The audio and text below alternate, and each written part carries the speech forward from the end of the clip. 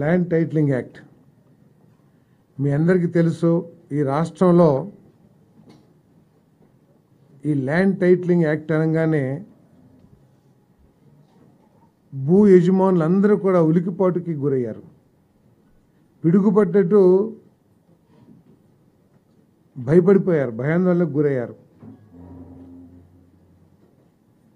ఈ land titling act ఒకసారి మనం చూసినట్లయితే గత ప్రభుత్వం ఎంత బాధ్యతారహితంగా పరిపాలన చేసేదో అర్థమవుతుందని చెప్పేసి నేను మీ అందరికీ కూడా మనవి చేస్తా ఉన్నాను. ఎందుకంటే ఈ ల్యాండ్ టైటిలింగ్ యాక్ట్ యొక్క ఉద్దేశం దేశంలో కానీ రాష్ట్రాల్లో కానీ ఈ భూములకు సంబంధించిన లిటిగేషన్స్ తగ్గించాలనే ఒక లక్ష్యంతో ఈ చట్టాన్ని తీసుకురావాలని ఆలోచన చేసింది కేంద్ర ప్రభుత్వం.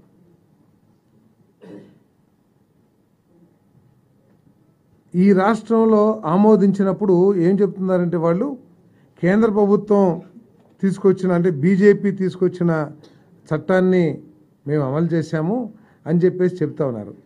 కానీ కేంద్ర ప్రభుత్వం ప్రతిపాదించిన నీతి ఆయోగ్ ప్రతిపాదించిన చట్టానికి మన రాష్ట్రం ఆమోదించిన చట్టానికి తీవ్ర వైరుధ్యాలు ఉన్నాయని చెప్పేసి మీకు మనవి చేస్తా ఉన్నాను నేను. ఎందుకంటే ఈ బీజేపీ తీసుకొచ్చిందని చెప్తున్న ఈ చట్టాన్ని అంటే వైఎస్ఆర్ కాంగ్రెస్ పార్టీ చెప్తున్న విషయం ఒకసారి చూస్తే బీజేపీ పాలిత రాష్ట్రం ఒక్కటి కూడా ఈ చట్టాన్ని ఇంకా అమలు చేయాల. వాళ్ళు బీజేపీ పాలిత రాష్ట్రాలు చేయలేదు, కానీ వైఎస్ఆర్ కాంగ్రెస్ పార్టీ మాత్రం ఆదరాబాదరా ఏదో కొంప ఇదైపోయినట్లు ఈ చట్టాన్ని తీసుకొచ్చి రాష్ట్రంలో సన్న చిన్నకారులు నిద్ర లేకుండా చేసిందని చెప్పేసి మనం చేస్తా ఉన్నాను. భూ యజమానులు అందరూ కూడా కలవరపాటుకు గురయ్యారు. కానీ సన్న చిన్నకారు రైతులు ఎవరైతే ఉంటారో వాళ్ళు కంటి మీద కునుకు లేకుండా బాధపడ్డారని చెప్పేసి కూడా మీ దృష్టికి తీసుకొస్తా ఉన్నాను నేను. ఎందుకంటే మొట్టమొదటిగానేమో పాస్ పుస్తకాల మీద ఫోటో ముద్రించటం, తర్వాత సర్వే రాళ్ళ మీద కూడా ఫోటో పేరు అన్నీ రాయటం, ఇవన్నీ కూడా ఏదైనా ఒక కుట్రలో భాగమా అని చెప్పేసి ఒక అనుమానం కూడా ప్రజల్లో ఉండిందని చెప్పేసి మీకు మనవి చేస్తాను.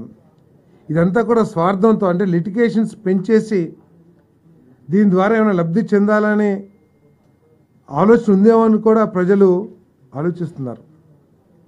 ఎందుకంటే బాధ్యతారహితంగా రిజిస్ట్రేషన్ టైటిల్ రిజిస్ట్రేషన్ ఆఫీసర్ అని చెప్పేసి చెప్పారు ఈ చట్టంలో.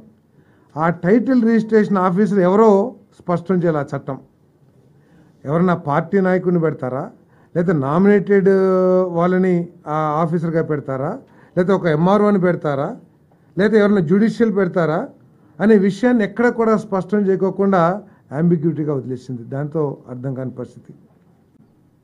ఏదైనా లిటిగేషన్స్ వస్తే అపిలెంట్ అథారిటీ ఎవరో కూడా స్పష్టం చేయకుండా చట్టం తయారు చేసిందంటే ఎంత బాధ్యతారహితం కూడా ఒకసారి ఆలోచించేయండి. ఈ సివిల్ కోర్ట్స్ ఏదైతే ఉంటాయో, జిల్లా లేకపోతే ఇంకా తాలూకా కోర్టులు ఏదైతే ఉంటాయో వాటికి ఎవరికి కూడా జ్యూరిస్డిక్షన్ ఇవ్వకుండా నేరుగా హైకోర్టుకే జ్యూరిస్డిక్షన్ ఇచ్చిందంటే పేదవాడు, కొంత భూమి ఉన్న పేదవాడు కానీ లేకపోతే ఒక 20 సెంటో లేకపోతే ఎక్కడ ఉన్న భూమి ఉన్న పేదవాడు అతను హైకోర్టు లాయర్కి ఫీజులు ఇచ్చి హైకోర్టుకి వెళ్ళగలడా?